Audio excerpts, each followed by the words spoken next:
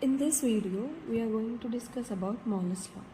Our main aim is to determine the relationship between the intensity of the light transmitted through an analyzer and the angle between the axis of polarizer and analyzer, which are going to be theta.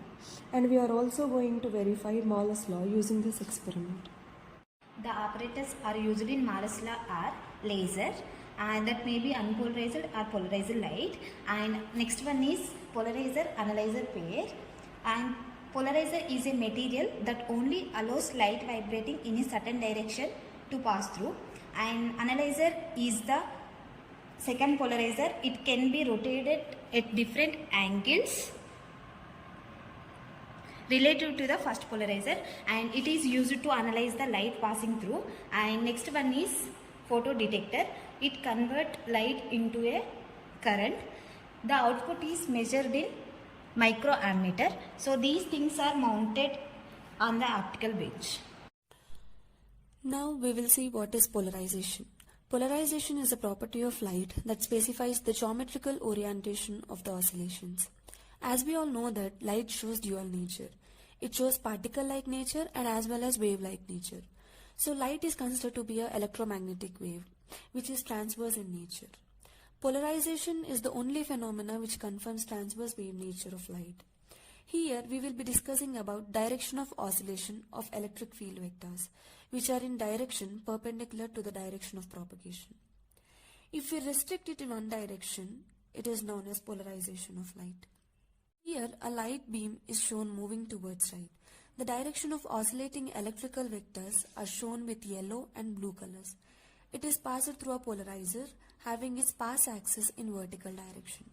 So when light is coming out, only yellow vibrations which are in vertical directions are allowed. The blue ones are restricted.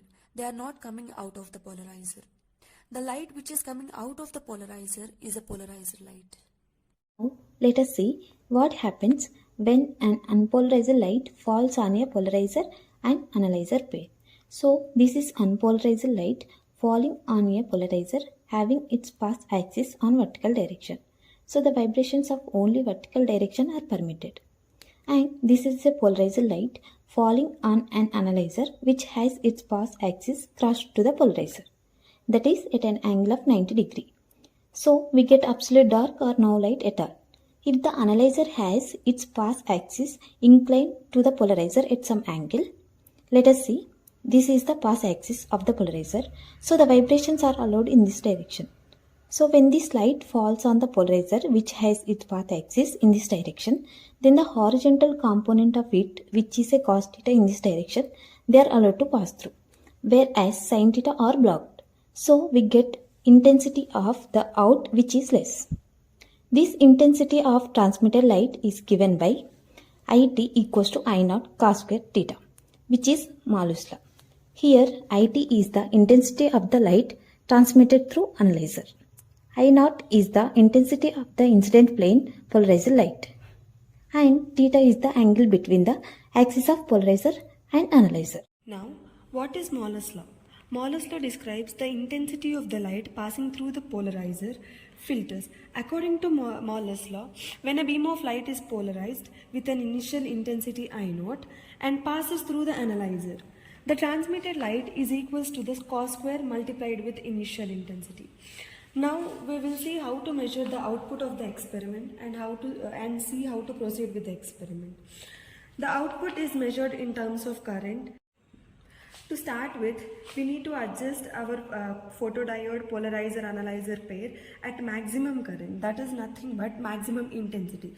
Ideally, the angle should be 0 degrees, but there may be some offsets which may create some difference in the maximum intensity. You can see there is a dial fitted to the analyzer and polarizer pair. As I am increasing the angle here, the intensity is changing. Now, at 110 degrees, I am getting maximum intensity in microammeter. So now I will consider this 110 degrees as my 0 degrees, and again I will rotate the dial for each 10 degrees and note down the corresponding current here. Then after finishing taking all the readings, I need to repeat the experiment by keeping this analyzer and polarizer pair at different distances like 15, 20, 25. Here we got maximum intensity at theta. Now we will consider it as 0 degree, and now we see the tabular contents. They are angle in degrees and cos square A, and intensity at 3 different distances, say 15 centimeters, 20 centimeters and 25 centimeters. Now using these values, we need to plot the graph between angle versus intensity. So from this graph, it was found to be a cosine graph as shown in the figure. Again, we need to plot the graph between cos square theta versus intensity, and it was found to be a straight line. From this, we can say that it is verifying Malus law.